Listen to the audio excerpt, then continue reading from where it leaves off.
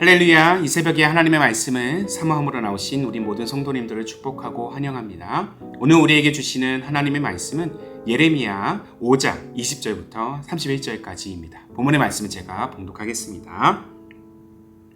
너는 이를 야곱 집에 선포하며 유다에 공포하여 이르기를 어리석고 지각이 없으며 눈이 있어도 보지 못하며 귀가 있어도 듣지 못하는 백성이여 이를 들을지어다.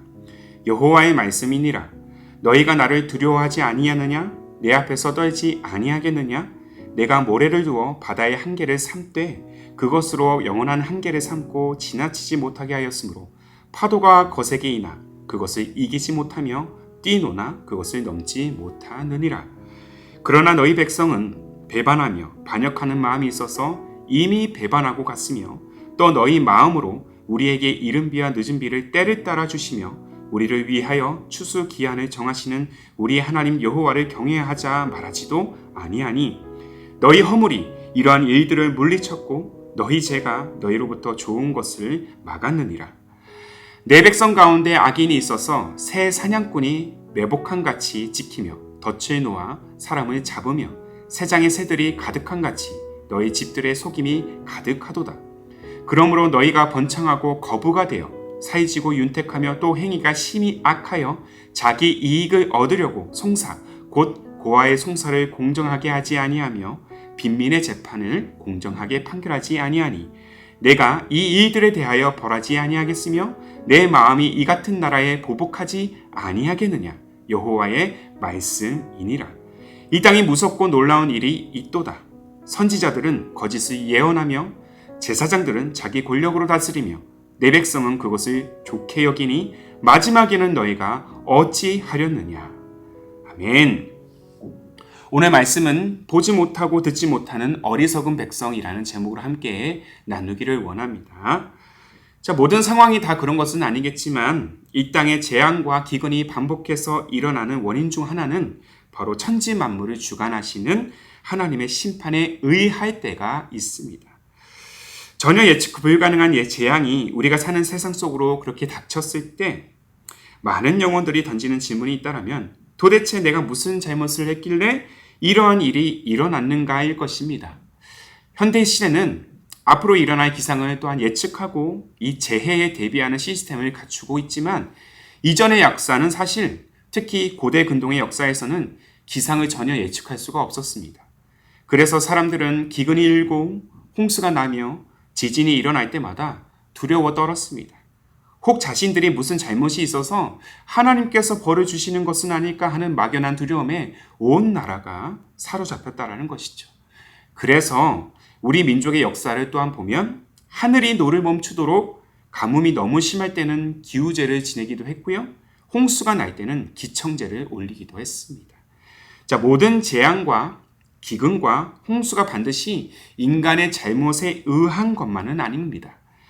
이상 기후에 의한 것일 수도 있고 갑작스런 지각 변동에 의한 것일 수도 있습니다. 그러나 우리가 부정할 수 없는 분명한 한 가지 사실이 있다면 이 땅의 모든 역사와 시간과 그 자연의 원리는 하나님의 통치가 아니고서는 어느 것 하나도 이루어질 수 없다라는 것입니다.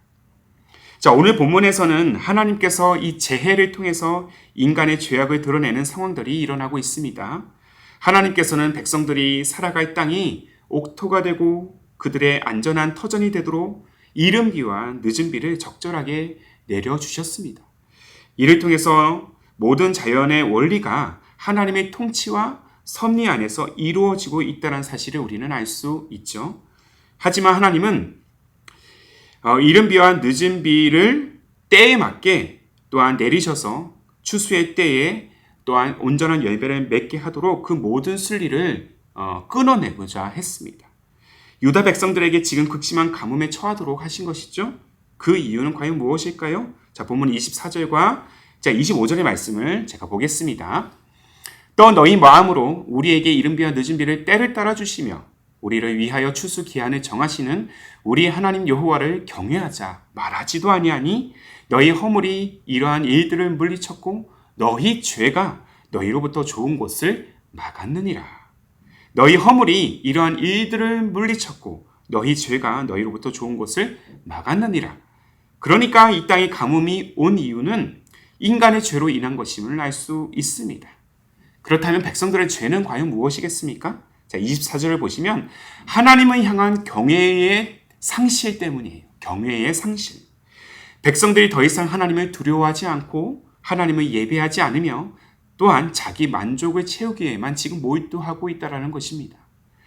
자, 예레미야 5장 전체 상황을 놓고 보면 백성들은 하나님의 심판이 임박했다는 사실을 들었음에도 불구하고 그들은 심판이 이르지 않을 것이라고 말합니다. 그리고 하나님을 버리고 음란과 쾌락을 삶의 가치로 여기면서 그렇게 죄를 자초하는 그런 모습을 보입니다. 우상을 섬깁니다. 여기서 중요한 사실은 예레미야가 유다 백성들이 처한 현실과 또한 다가올 심판에 대하여 엄중하게 지금 경고를 하고 있지만 백성들이 지금 듣지 않고 있다는 거예요. 자, 본문 21절의 말씀이에요. 어리석고 지각이 없으며 눈이 있어도 보지 못하며 귀가 있어도 듣지 못하는 백성이여 이를 들을지어다. 죄악으로 가득 채워진 삶에 몰두한 나머지 백성들의 생각과 마음은 아주 우둔해졌습니다. 귀가 있어도 듣지 못하는 지경까지 이른 것이죠. 예레미야도 포기하지 않고 계속해서 유다 백성들을 향한 경고를 담은 하나님의 말씀을 대언하고는 있지만 그의 메시지는 마치 호공에 맴도는 메아리와도 같습니다. 그래서 어쩌면 하나님께서 눈과 귀를 닫은 백성들이 그 죄악됨을 깨닫고 잠들었던 영혼을 깨우기 위해서 그렇게 이른 비와 늦은 비를 멈추고자 하신 것인지도 모르겠습니다.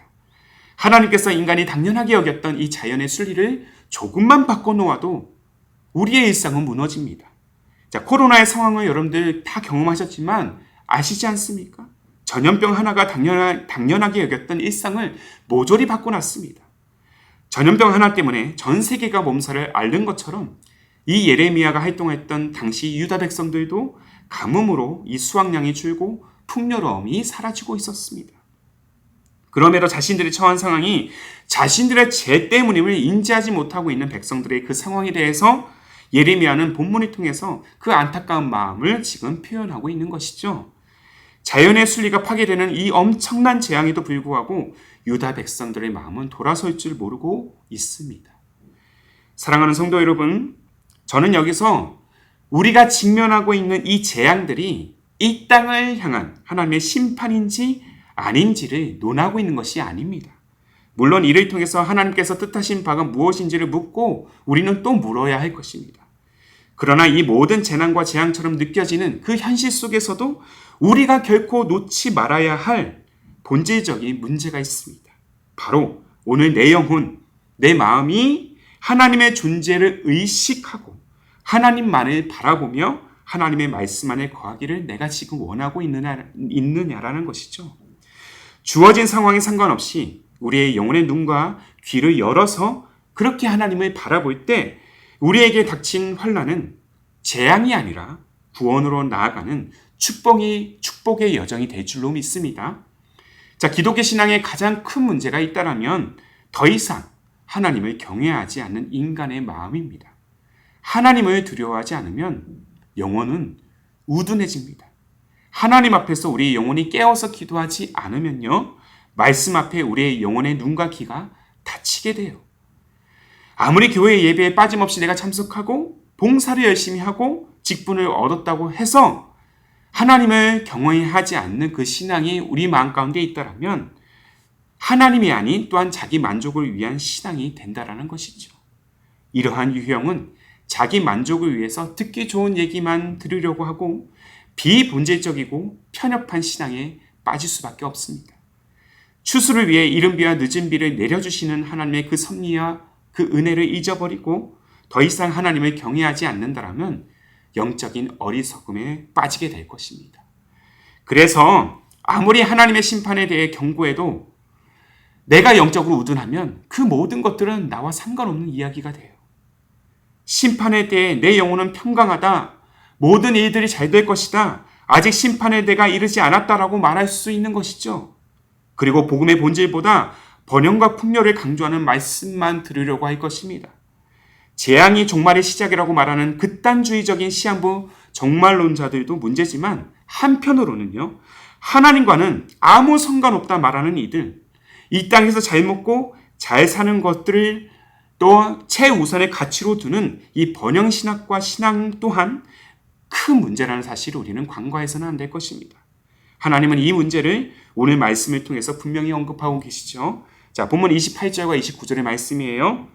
사이지고 윤택하며 또 행위가 심히 악하여 자기 이익을 얻으려고 송사 곧 고아의 송사를 공정하게 하지 아니하며 빈민의 재판을 공정하게 판결하지 아니하니 내가 이 이들에 대하여 벌하지 아니하겠으며 내 마음이 이 같은 나라에 보복하지 아니하겠느냐. 사랑하는 성도 여러분, 분명한 사실은요, 지금이든 지금이 아니든 심판의 때는 반드시 찾아온다라는 것입니다.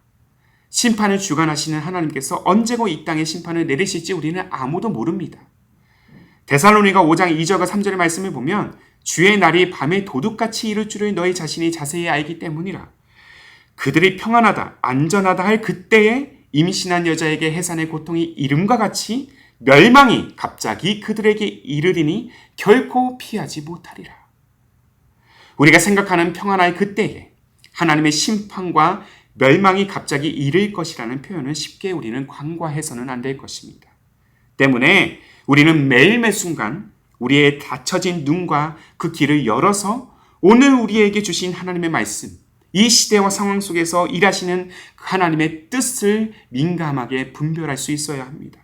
그리고 누구보다 우리는 하나님께 속한 자로서 하나님을 경외하는 삶이 되어야 할 것입니다. 하나님을 두려워한다라면 그 어떤 심판도 어떤 재앙도 우리는 두려워하지 않을 수 있어요. 반면에 하나님을 경외하지 않는다라면 본문 30절의 말씀과 같이 이 땅의 무섭고 놀라운 일, 이전과는 비교할 수 없는 심판에 대한 두려움과 공포가 우리의 영혼을 집어삼킬 것입니다. 내 영혼에 복음에 대한 은혜와 확신이 가득 채워져 있다라면 하나님을 경외하지 않을 수 없어요. 또한 내 영혼의 눈과 귀가 하나님께 늘 열려져 있다라면 우리가 처한 시대와 상황 속에서 하나님의 뜻을 분별할 수 있는 지혜를 얻게 될 것입니다.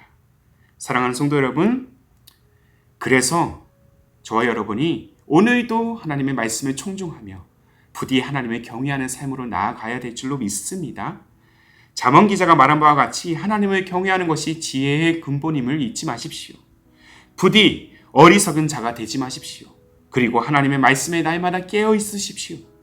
그렇게 눈과 귀를 열어서 하나님을 경외할 때 지난날 어리석었던 우리 죄악의 실상을 깨닫게 될 것이고 우리의 영혼이 다시 회개하며 하나님께로 돌아갈 때 내 인생의 목적이 이 땅의 번영을 위한 가치가 아니라 영원을 위한 가치를 두는 참된 인생으로서 그렇게 거룩한 삶으로 나아가는 저와 여러분의 삶이 되기를 주님의 이름으로 축복합니다. 오늘도 하나님의 경외함으로 무엇보다 하나님의 기쁨이 되기를 소망하는 마음으로 나아가는 저와 여러분의 삶이 되기를 소망합니다. 아멘. 함께 기도하겠습니다. 살아계신 하나님, 때론 하나님의 뜻과 말씀에 대해 우리의 영혼의 눈과 귀를 닫고 우리의 만족을 위해서 살고자 했던 그 어리석음을 주님 용서하여 주옵소서. 죄악으로 닫혀졌던 우리의 눈과 귀를 열어서 하나님만을 바라보게 하시고 하나님을 경외하는 자리로 지금 나아가게 하옵소서. 그렇게 하나님을 우리가 온전히 바라볼 때 하나님의 뜻을 온전히 깨달아 시대와 상황을 분별하는 지혜를 더하여 주시고 우리의 삶 가운데 역사하시는 하나님의 그 인도하심을 간구하는 우리의 기도가 되게 하옵소서. 세상의 가치보다 영원한 가치를 향해 이 믿음의 발걸음을 옮기는 우리 모두가 되게 하여 주옵소서. 우리의 길이요 진리요 생명 되시는 우리 주님 예수님의 이름으로 기도하옵나이다. 아멘. 오늘도 주신 말씀을 따라서 두 가지의 기도 제목을 함께 우리가 고백하면서 나아가기를 원합니다. 먼저는 죄로 인해 다친 영혼의 눈과 귀를 열어서 다시 우리가 말씀을 바라볼 때 우리를 향한 하나님의 뜻을 온전히 깨닫게 하여 주시고 시대를 분별하는 지혜를 회복하게 하게 하옵소서. 한 걸음 더 나아가 세상이 유한한 가치보다 하나님께서 선사하신 영원한 가치를 바라보면서 깨어있는 영성으로 이 마지막 때 주어진 사명을 완수하는 교회가 되게 하옵소서. 이 두 가지의 기도 제목을 간절한 마음으로 함께 고백하시면서 기도로 하루의 삶을 열어가시기를 바랍니다. 함께 마음을 다해 기도하겠습니다.